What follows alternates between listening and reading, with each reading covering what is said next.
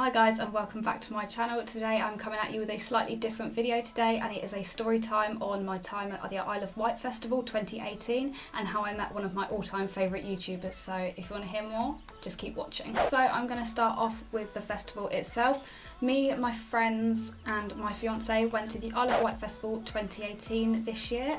It's actually the 50th anniversary and it was on June the 21st until the 25th as far as I remember. It was awesome. It had a brilliant lineup. I got to see Rita Ora and Jessie J, and the script, just hundreds of people that I've always wanted to go and see that I could definitely tick off my bucket list. And yeah, it was pretty amazing.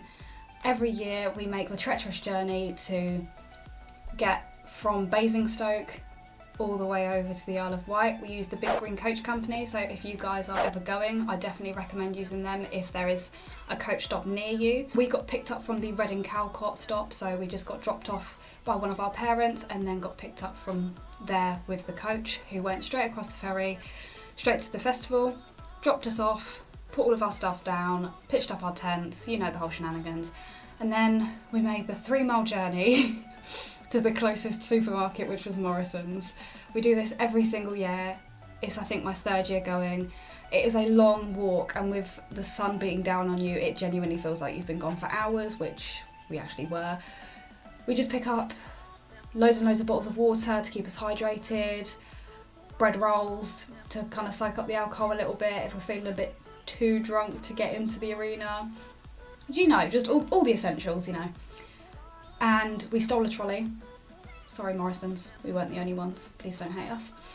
And we brought the trolley all the way back, and then once we got to the gates of the arena, we ditched the trolley with the mountains of other trolleys that got stolen and just carried the rest of the stuff back to the tent. The first day was, I'd say, pretty mediocre. We didn't do anything too amazing because I think the only people that were playing were the Wombats on the Thursday evening. I didn't go and see them. None of us, I don't think, went and saw them. However, we heard from our sort of tent neighbours that they weren't actually that good, so I feel like we dodged a bullet. But instead we went to the, I think it was called the Electro Love 80s tent, where they had this amazing bubble party. It was literally showering bubbles. You had a really good DJ there. It was essentially like going to a nightclub, but in Wellington boots, and had loads of drunk people there. And yeah, it was a good first day, but when it comes to watching the acts, pretty naff, so hey ho. On the Friday, again, we got to watch a few people. We got to explore the main arena because it was open by Friday with the main stage. It had so much more food there. Just, oh, don't get me started on the food. The food was so good. They had a van with halloumi fries and they weren't scrimpy. Like last year I paid something stupid like £5 for halloumi fries and I just got slightly more burnt halloumi, and it was like 4 pieces for a £5. This year I paid £8, I got 10 bits of halloumi that were deep fried, and their barbecue sauce was amazing. So yeah, they've definitely upped their food game, but again, festival prices for food, little bit of a shocker. I unfortunately lost all of my 3G the day before we left, so I couldn't really vlog, I couldn't really take any photos or upload them to Snapchat or Instagram because I decided to use all my 3G at home rather than at a festival when I needed it. So that was a bit naff. I took pictures anyway and I just uploaded them when I got back, but that's fine. So we had a good day on the Friday. I think we went to bed at about 3. And you know the weirdest thing? In the daytime it was swelteringly hot. I mean, everyone was putting on the factor 50, sweating it back off again in about an hour's time. But then you came back to your tent anywhere past 10 o'clock in the evening and you were freezing. I don't understand it. Like, I bought a poncho on Friday. I don't know why. It was bright purple and green. I looked like Sully out of Monsters Inc.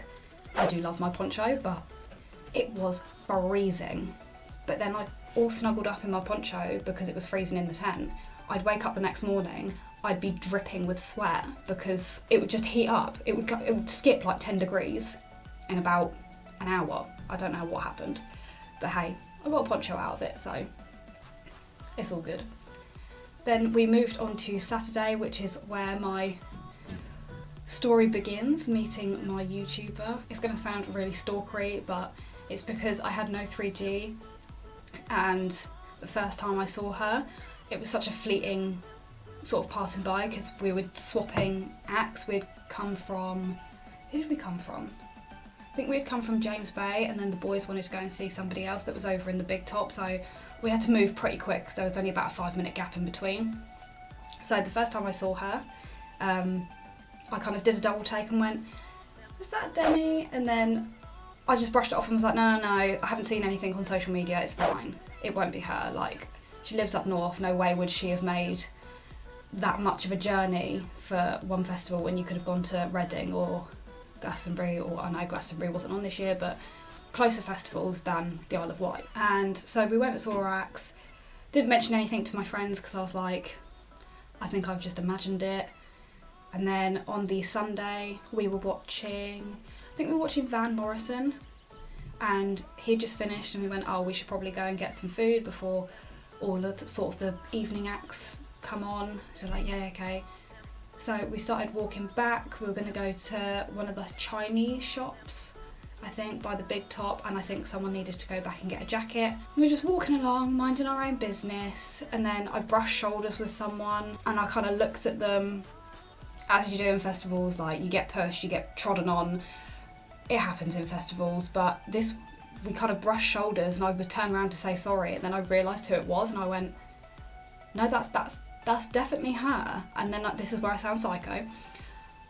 I kind of stood still for like almost a minute contemplating the social anxiety of whether I should go and speak to her or just be like, oh yeah, I totally saw her, but didn't have the confidence to say hi. I'd had a bit to drink, so I was like, hey, screw social anxiety, I'm gonna go say hi. So I ran back up to her and I tapped her on the shoulder, and it was Demi. I got so excited. I probably came across like a blubbering mess. I asked her if it was her, which probably was the most insulting thing ever, but I wanted to double check that I wasn't mistaking people. I asked if it was her, she said yes. I said that I loved her, I think. It was super cringy. I think back to it now and I wanna like crawl up inside myself and die because it was the most embarrassing, cringy things I think I've ever said to anyone. I think I said that I've been watching her from the start. I loved her videos, she was so lovely and beautiful. It was, you know, you get the picture. I was fangirling pretty damn hard and all of my friends, including my fiance, were about 100 metres back from me, staring at me thinking, why is Beth just talking to this random stranger? Like, they had no idea who Demi was because I didn't mention it the day before, and they were just looking at me like, has she had a little bit too much? Like, should we take her back to the tent? My sister-in-law came up to me, so did my fiance, and they were like, oh, who's this? And I was like, oh, this is the girl that I've been following on YouTube for like ages. Do you remember the one I'm talking about? And everyone was like, no. And I was just like, she's like one of my favourites, like started gushing to them about her while she was still stood there. Yeah, it was really cringy, but I'm so glad that I got to meet her. She is honestly just as genuine and as lovely in person as she is in her videos. She's just, I don't want to fangirl too much, but she is pretty amazing. She took a selfie with me, which again made my day, and I got a hug, so whoop whoop. And when I walked away, I was practically shaking and almost crying because that was probably one of the most famous people I've ever met. And everyone was laughing at me because I was fangirling that hard. When we got home and I obviously managed to connect to my Wi-Fi again, I posted it up on my social media, did this big soppy long paragraph about how much I idolised her and how much she like meant to my life becoming a YouTuber myself, la la la la la. And she saw it and commented on it. I then screenshotted it. I'm gonna sound so much like a stalker. Sent it to my group chat of all the people that went to the festival with me, literally screaming like, oh my god, this girl has got like, I think at the time she had like 48,000 subscribers. I was like, this famous person's just commented on my Instagram, like, what the hell, what's going on? She said it was really lovely to meet me and everything, and I literally like, I died inside. About a couple hours later, she screenshotted my post on Instagram and put it up on her story, which I then screenshotted myself and sent to the group chat again, and yeah, everyone was calling me a bit of a psycho stalker.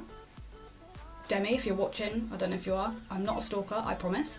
It was a really surreal moment for me to obviously be starting out as a YouTuber myself and to meet someone that was one of the main influencers into making me do this.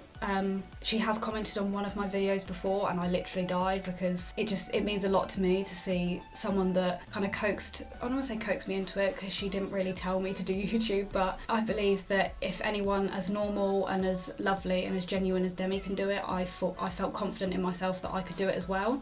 And yeah, it's just so weird, like having her comment on my stuff and me actually having to meet her in like real life. I was just a little bit like, whew. So yeah, if I sound a little bit stalkery, Demi, I apologise, but you know, #1 fan over here. So yeah, that's what happened on the Sunday. I was basically on like a fangirl high for the rest of the evening. We went and watched the last acts. We watched The Killers, which were amazing. I found out later on that Demi was only, I think, 3 or 4 rows in front of me, which was insane again. And then we went to the bubble party, which was kind of the festival finale. I think it's finished at like 2 or 3, but because it was the last night, I feel like people stopped caring about courtesy. I know people are rude in festivals because they're drunk, but it just got a little bit too scatty. There was a lot of fights with the security guards. There was just a lot of sort of tension. So we called it quits before the bubble party ended, but we still went to it and went back to our tent, had a laugh back at our tent, sat in our little tent doorways, reminisced already about everything that was happening, did a bit of packing, and then went to sleep, because come Monday morning we were unfortunately going back to real life, which was a little bit sad. But hey, I went back to real life to find out that I was on Demi's social media, so I can't really complain. Again, thank you guys for watching. I hope you enjoyed this story time. Don't forget to subscribe, and if you'd like to hear more story times from me, leave a comment or a like down below. And of course I will link Demi's channel up here as one of my main influencers for me beginning my channel myself. Again, disclosure, not stalker, but thanks you guys for watching.